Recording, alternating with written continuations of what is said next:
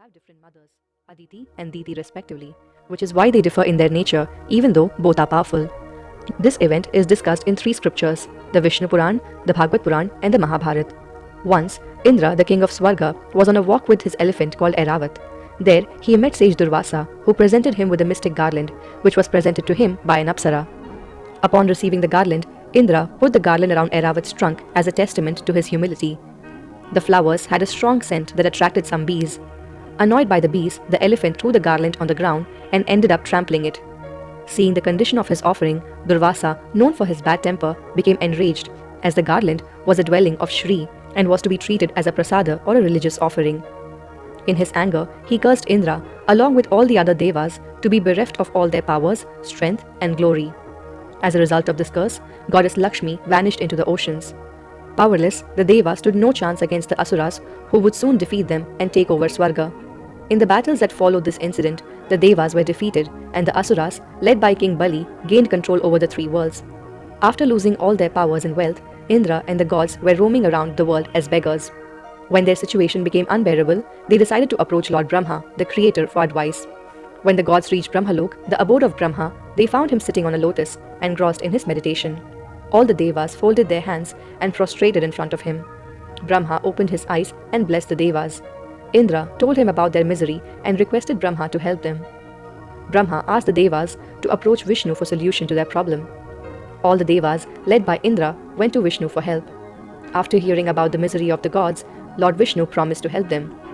He told the devas that only the elixir or amrit churned from the Kshir Sagar, the ocean of milk, can restore their sheen and power. The devas were excited and wanted to start immediately. However, Lord Vishnu told them that because of their current state, the devas wouldn't be able to churn the ocean by themselves. They will have to seek help from the asuras. This condition stunned the devas.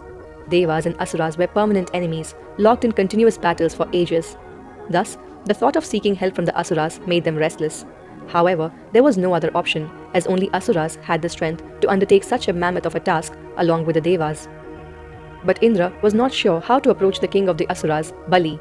Lord Vishnu told him a way that would force the asuras to participate in Samudra Manthan. With the guidance and blessings of Lord Vishnu, Indra reached the assembly hall of the Asura king Bali with his proposal. Bali was not like the other asuras. He was the grandson of Prahalad, one of the greatest devotees of Lord Vishnu. He was patient and reasonable.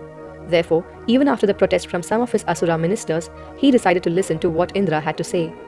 Indra explained the complete process of Samudra Manthan and proposed that devas and asuras will distribute everything equally, including the amrit or the elixir. The asura generals present there laughed at Indra's proposal, stating that asuras would perform the Samudra Manthan themselves and keep all its riches. Indra was not perturbed by their rants and told them that either devas or the asuras couldn't complete this task alone. Bali pondered over the situation and finally agreed to Indra's proposal for an alliance.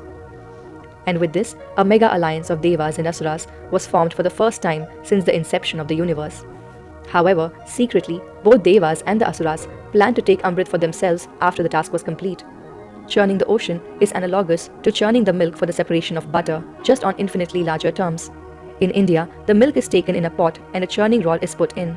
A rope is wound around the rod, and upon pulling the rope back and forth for some time, the milk separates into water and butter, where the butter floats on the surface. Same concept had to be applied to the churning of the ocean. Because the Kshir Sagar was so large, Mount Mandar was used as a churning rod, and Vasuki, a powerful snake that resides around the neck of Lord Shiva, was used as the rope. The first task for devas and asuras was to uproot Mount Mandar, located at the center of the earth. After worshipping the great mountain, using their immense strength, the combined armies of devas and asuras uprooted it and started a long journey towards Kshir Sagar.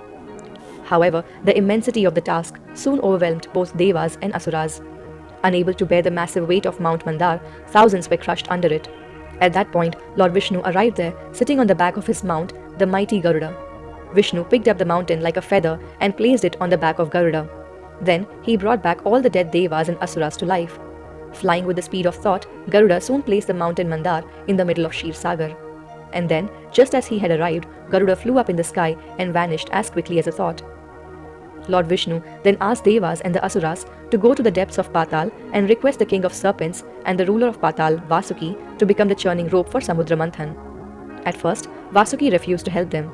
He was scared that the friction of the churning would tear his skin to shreds. Devas told him that Lord Vishnu had promised that he would not let him feel any pain. Further, they also offered him a portion of Amrit. When he heard that, Vasuki readily accepted their request and travelled to Kshisagar with them. The Devas, Asuras, and Vasuki reached where Mount Mandar was standing in the middle of Kshisagar. Vasuki coiled around the great mountain, and everyone was ready for the churning. At Vishnu's direction, the Devas stood holding the head of Vasuki and asked the Asuras to hold the tail. But the mighty and proud Asuras refused to hold the tail. They proudly stated that their position is higher than the Devas, and hence they would not hold the tail of the serpent, which was considered inauspicious. Lord Vishnu signaled the Devas, who promptly left the head of Vasuki and took hold of its tail, and then they started the Samudra Manthan. With every pull of the great serpent from either side, the great mountain began to move first in one direction and then in another, causing the sea to froth. Because of the pressure on his body from the churning, Vasuki emitted dark hot fumes from his mouth, which caused Asuras immense pain and turned their skin dark. But they continued to churn undeterred. The churning slowly gained speed. The Devas and Asuras were pulling Vasuki with full vigor. But soon, to their horror, the mighty Mandar began to sink, as it had no support at its base. Devas and Asuras were dismayed at this sight. As the great mountain disappeared from their sight, their hopes of finding the Amrit started fading. Without Mandar, the churning was impossible. They all tried to Lord Vishnu for help. Vishnu assumed the form of a kurma, meaning a turtle, and came to the rescue and supported the mountain on his back. This form of Vishnu is called the Kurma avatar. It is said that he was 1,000 yojanas long and 1,000 yojanas wide. It quickly swam under the mountain Mandar and supported it on its back. Then it raised it to the surface. Everyone in the universe sang praises of Lord Vishnu, the Saviour. And so the Samudra Manthan resumed again, and it lasted for a millennium. As the ocean was being churned, a number of valuables came out, but the first thing that the Kshisagar spurted out was halahal, the most potent poison in the entire universe. It was so poisonous that even its fumes sucked the breath of everyone present over there. Как учат языки?